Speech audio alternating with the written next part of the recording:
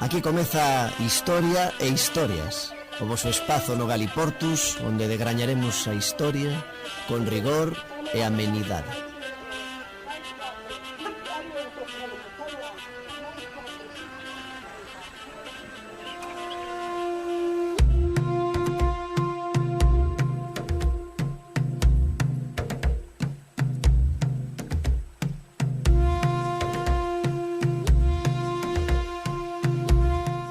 Sabe vosa excelencia, a pesar de ser xudeu, que Galicia e Portugal forman étnicamente un mesmo pobo.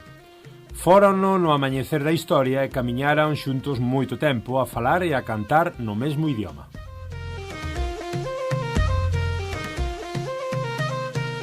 Xuntos ergueran un dos máis belos momentos do mundo, a grande poesía lírica dos cancioneiros galaico-portugueses. Xuntos criamos unha cultura e un modo de vida.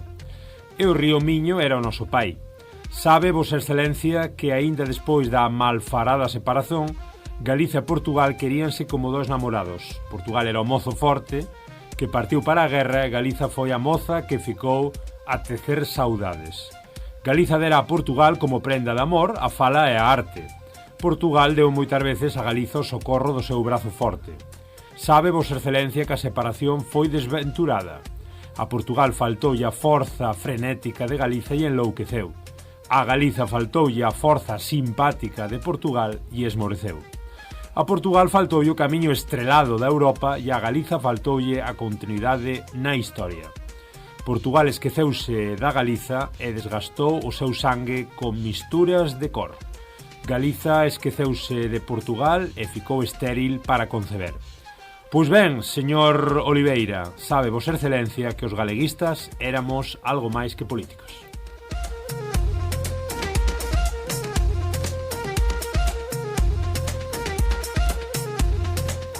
Isto é unha pequena parte da carta que escribiu Alfonso Rodríguez Castelao ao doutor Oliveira Salazar, é dicir, o presidente do Estado Novo portugués, alá por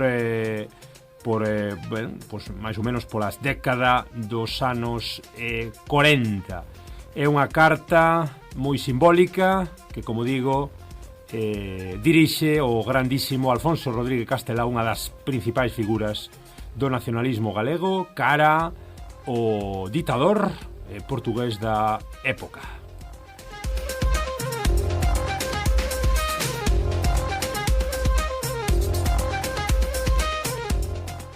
Recordades a figura aquí no Galiportus, neste Historia e Historias. Benvidos, benvidas. Eu son Germán Estévez, o germano a portuguesa. Digo que recordades, recordamos, lembramos a figura de Castelao neste 75 aniversario do seu falecemento e que está moi de moda. Agora falamos de todo iso, estamos aquí con o señor Don Abraham Dorraca, o noso historiador. Moi boas, Abraham. Moi boas, que tal? Prazer terte aquí unha vez máis para falar hoxe de Castelao e de Salazar e de Castelao. Parece que está moi de moda.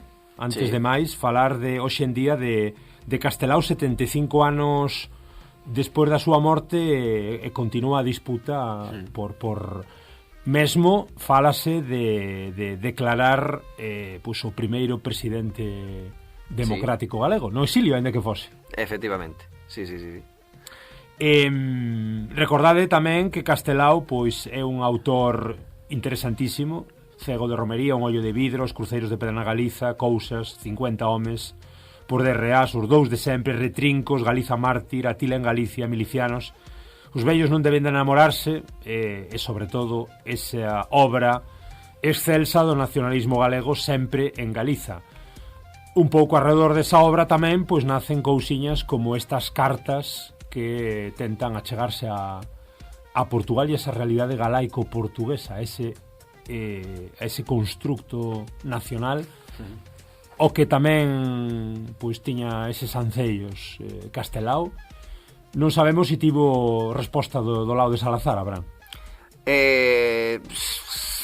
A resposta foi pola vía dos factos, non? Machacar, non? Claro, aí Castelao pois eso, escreve o ver a carta inteira, non? Esa carta que se envía en abril de 37, pois o que está a facer Castelao e Suárez Picallo, pois están tentando que Salazar non lle preste apoio, non? Ao que o bando sublevado, o bando franquista, e arguindo pois moitos argumentos, non? Así nos que expón pois esa relación da Galiza con Portugal e o direito de Galiza a se rexer por si propia e tal, e entón pois vai picando, non? Así, que pasa? Que o mellor Salazar ofendeuse un pouco porque o chamou a española, non? Porque claro, era Antonio Oliveira Salazar, mas para nomealo é o doutor Salazar, non? Que é o segundo apelido, que é o pai.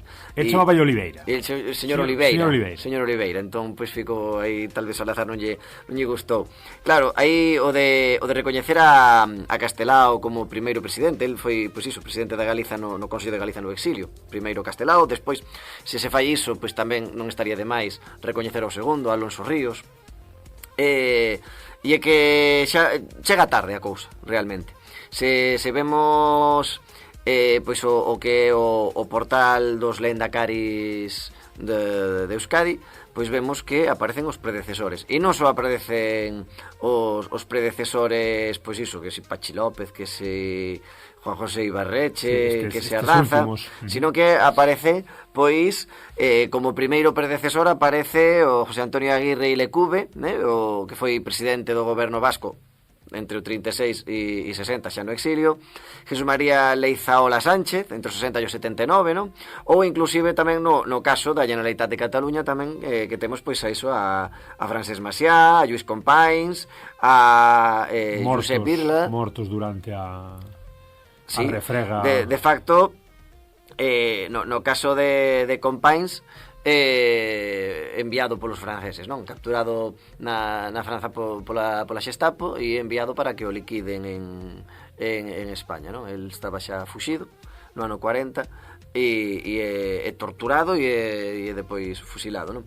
Entón, ese nomeamento de Castelao chega tarde xa, inclusive por parte do goberno galego. Nin é ninguna novedade polo que comentas, porque o que estás dicindo, xa País Vasco, Euskadi e Cataluña xa van bastante máis atrás e simbólicamente por as comunidades de sempre, que seguro, e neste caso porque tiveron gobernos autónomos durante a República, mas seguro que se vísemos noutras comunidades, pois tamén habería algunhas reivindicacións para a xente que tivo pois a súa presenza, non? Pero a raíz do que dis, comenta Rueda agora, breaking news, sí, que descubre a pólvora, que non pode ser Castelao porque estamos falando do primeiro presidente democrático, como se aquela época republicana que non fose, claro, sí, efectivamente.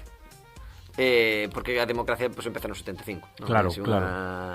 Unha cousa, sí, iso é un recoñecemento que chegaría tarde e aparte pois que implicaría, pois claro, recoñecer ese legado político de Castelao e de outros, non? Como iso, Alonso Ríos, que en continúa depois no Consello da Cultura Galega, se a memoria non me está fallando, que tal vez me estou tirando a piscina, Alonso Ríos que era o padre Afranio, non? Se non me equivoco, mas o caso é que chegaría tarde e sería simplemente tamén facerlle xustiza efectivamente a historia, non? A un goberno igual que se recoñecen durante a Segunda Guerra Mundial o goberno francés no exilio, non? E é recoñecido ese goberno francés no exilio, aínda que que estivese pois iso no exilio e non houvese eleicións, non? Porque ás veces tamén se argúe o tema, non? Claro, como nun contexto de guerra ou de exilio, pois tamén é complicado por se a facer eleicións, non? Así, eu creo que hoxe por hoxe pois ninguén está cuestionando se tería que ver ou non eleicións en Ucrania, por exemplo, non? Vanse por a organizar unhas eleicións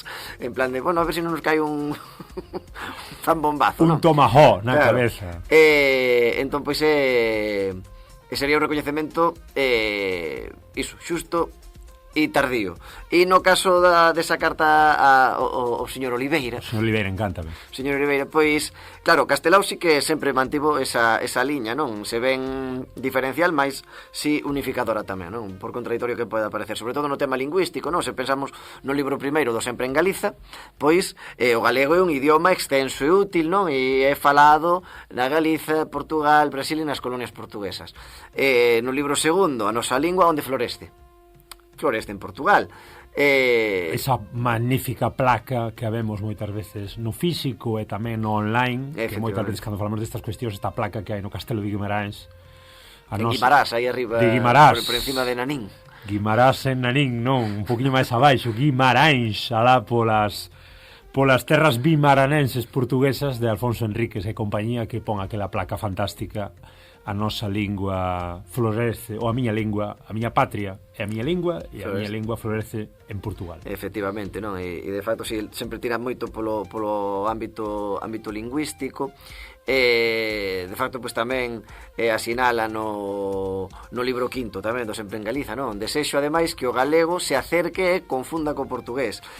E nun speech, non?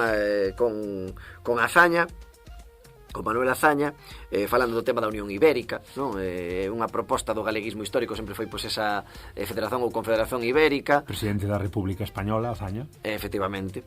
E o que se estaba a propor pois era esa Unión Ibérica, claro, disolvendo en certo xeito o reino de España, posto que o que iso vese inclusive no que é a pragmática do nacionalismo galego aprobada na Asamblea da Irmandade Nacionalista Galega de Lugo, pois é a relación en pé de igualdade entre Galiza e Portugal, sin ter que intermediar, non? Entre o eixo Madrid-Lisboa. E claro, nese speech con Azaña, pois o que di Castelao era nas Cortes, estaba en castejano, vou intentar citalo textualmente, non vou dicir onde hai paréntesis con puntos suspensivos, pero o caso é que decía que los castellanos temen la identificación cultural de Portugal y Galicia porque en esta identificación reside el fin de la hegemonía de Castilla, ¿no? Entón, sí que esta carta, non, o de que lle escriba Salazar, e sí que entronca moito tamén con esa vontade de Castelao, non, dese eixo atlántico nun sentido máis amplo que o económico, non, e que unha autovía reivindicada por Rueda ou un ferrocarril reivindicado por Rueda só por ir contra Madrid, porque se en Madrid gobernase outra persoa xa a mellor era igual. Amigos do eixo atlántico, Xoán Vázquez Mao e compañía, antes do eixo fundado nos 90 xa había un eixo claro. Xa pasaban os eixos dos carros a raia. Pasaban os eixos dos carros e falábase dese eixo atlántico, o cal hai que nomear a Castelao como presidente honorífico, non sei se sabemos, da República Galega ou do, digamos, da primeiro presidente democrático galego neste debate. Na propia carta, de facto, non agora mesmo non me dou de conta se foi inclusive no propio parágrafo que leste. O tema de sí que incluso por responderlle a Rueda, non? Castelao o que di nesa carta, non? Bueno, o que din Castelao e Picallo, non? Era o tema de que podíase pedir isto. Respeitamos, como non, a fronteira que separa os dos estados peninsulares, mas queríamos asas para voar e comunicarnos con Bosco sobre o Miño. Queríamos voltar a falar con Portugal e o que se conformaban era cunha tímida autonomía, non? Tímida autonomía é o que ten o señor Rueda. Correcto. Bueno, autonosúa, que é del. Aquí estamos, no Galiportus, falando historia e historias 75 anos despois da morte de Castelao, falando hoxe en día moi de actualidade, máis que historia, presente claro, que facemos ca figura de Castelao, onde a metemos, e como non, que pensaba Castelao, que diría hoxe Castelao se estivese aquí sentado no Galiportus. Seguramente traería a súa carta dirixida ao Dr. Oliveira, e recordaría, eu xa hai 90 anos xa lle dixen a Salazar, e non tiña moita gana de falar con Salazar, pero eu tamén xa lle dixen daquela que Galiza e Portugal deben ser parte do mesmo camiño. Poderíamos decir como titular que lle dixo Toniño Tento Rego. Toniños es Oliveira, parece, pode ser perfectamente aí un compañeiro de aí de Melgaso ou de Monsao que ten unha ferretería.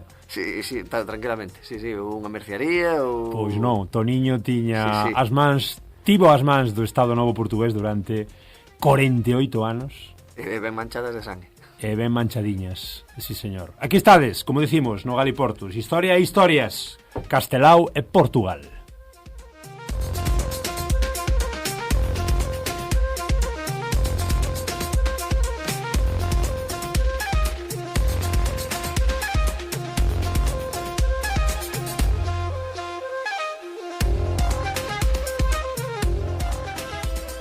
Historia e historias. O voso espazo no Galiportus, onde degrañaremos a historia con rigor e amenidade.